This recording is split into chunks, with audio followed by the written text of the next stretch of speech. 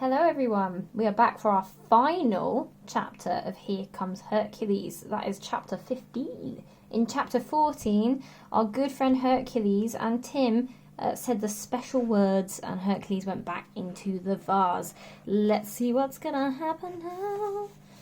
That night, Tim awoke to an unfamiliar noise. Something was moving about in the darkness. Groggy with sleep, he opened his eyes. Tim always slept with his bedroom door open. The house was pitch black. The only light was the soft grey square of his bedroom window. His first thought was that Hercules must be hunting for a midnight snack. It was the wrong sort of sound, however. This was a stealthy, sneaky, a soft scraping, a few seconds of silence, then a slither. Hercules wouldn't be so quiet. Hercules would stomp around the kitchen noisily, not creep along the hallway like an oversized snake. Then Tim remembered the hero had gone home. It couldn't be him. Maybe it was Mum moving about. But wouldn't she turn on the light?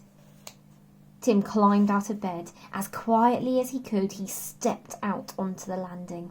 The sound was coming from downstairs. He darted into Mum's room. He could see her dark outline in bed. "Mum," he whispered, tugging at the blankets. "Wake up." "What?" Mum mumbled. "There's someone in the house." "That's nice. Say hi." She rolled over to face the wall. "Mum!" Tim spoke more urgently. The sound of her soft snoring filled the room. Another bump, then a crash. Tim jumped. He wished Hercules was still there. Heart pounding, Tim shut his mother's door. He inched down the staircase. He could hear voices coming from the living room. A woman's and a man's. "Intruders!" They spoke softly. Tim had to creep closer to hear what they were saying. "I can't see it anywhere, Your Majesty." "It's here. I know it is," the woman hissed. "Look harder." "Yes, Your Majesty." A bump followed by a curse. "I'm trying, but it's too dark." The woman let out an irritated sigh. Then Tim heard the sound of fingers clicking. The room flooded with dazzling light. Keeping to the shadows, he peered through the doorway. It took his eyes a moment to adjust. He rubbed them, wondering if he was seeing things. Standing in the middle of the room were two shimmering figures. A tall, thin woman with jet black hair and very pale skin. She wore a long, ivory-coloured gown. On her head was a dainty crown with a transparent veil trailing down the back. Next to her was a young man in a short white chiton. His cap and sandals had feathery wings attached to them. Oh, we know who this is. They fluttered as he stumbled around the room. "Find it! Find it now!" the woman commanded. "Yes, Your Majesty!" The young man bumped into a pot plant, knocking it sideways. It screeched as it skidded across the floorboards. "Careful, you clumsy oaf! Do you wish to awaken the household?" Yes, Your Majesty! No, Your Majesty!" The young man ducked and bowed. "Forgive me, Queen Hera." Tim jumped as he recognised the name. This was the evil woman who had trapped Hercules in the vase. What was she doing here? "Find what I seek. Retrieve my vase at once, Hermes, or your punishment shall be severe." She wanted the vase back. Tim's breath caught in his throat. "It's hard to find anything in this mess," the man called Hermes complained, nudging a cushion aside with his foot. "No excuses," Hera hissed. "This is the home of Tim Baker, is it not?" "It is, Your Majesty." As if gathering courage, Hermes shook himself before continuing. "Maybe he read the writing on the vase, my queen. Maybe he figured out what it can do." "Nonsense," Hera snapped. "He would not have sufficient wit." "Hercules said the boy is smart." Hera snorted. "That idiot! A slug is smart compared to Hercules." Hera's pale blue eyes were like chips of ice. "Now the buffoon walks around town as if he owns the place. I won't have it. I shall trap him again, this time forever. But first, find my vase. Didn't Hercules say it was broken? They might have thrown it out. They did not. It is here. I can feel its presence. They must have repaired it. Hera swayed like a snake as she strode around the room. Where is it? Where? Maybe in here, Your Majesty, Hermes said, peering inside the fireplace. Not looking where he was going, he stumbled over the tiger skin rug. Ah!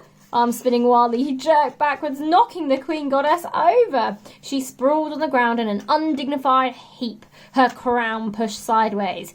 You idiot! Hera cursed, straightening her veil. Can't you see where you're going? No, do not touch me. She ignored the trembling hand Hermes extended. She rose to her feet in one fluid motion. Look at what you've done. Hera held out her index finger and shook it menacingly. Tim squinted, trying to see what she was talking about. You chipped my nail, Hermes.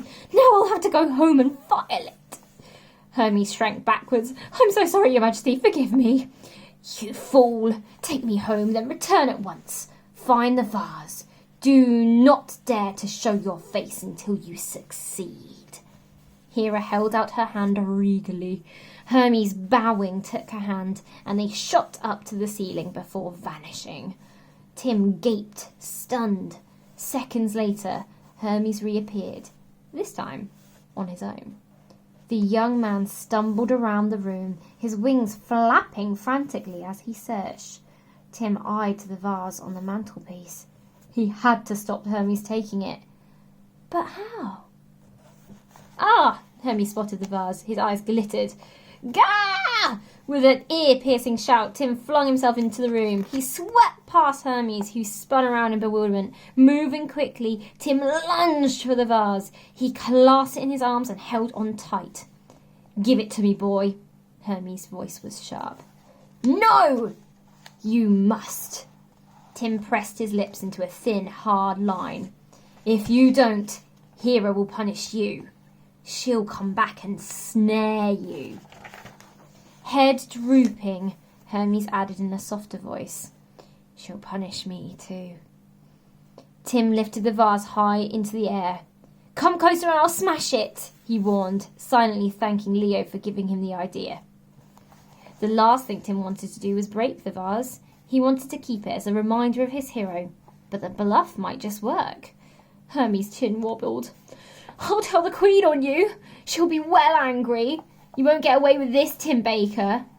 The wings on his cap and sandals flapped more vigorously. The young man floated up to the ceiling where he bobbed up and down. You'll see! And then he vanished. Shaking, Tim cradled the vase and took it into his bedroom. From now on, he would have to keep a very close eye on it. For Hercules' sake. And for his own.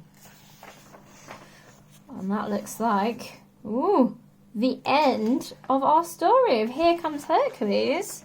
And I think over here there's a little bit of the next story, but let's not read that today. Here is Terrible Trap. Sounds spooky.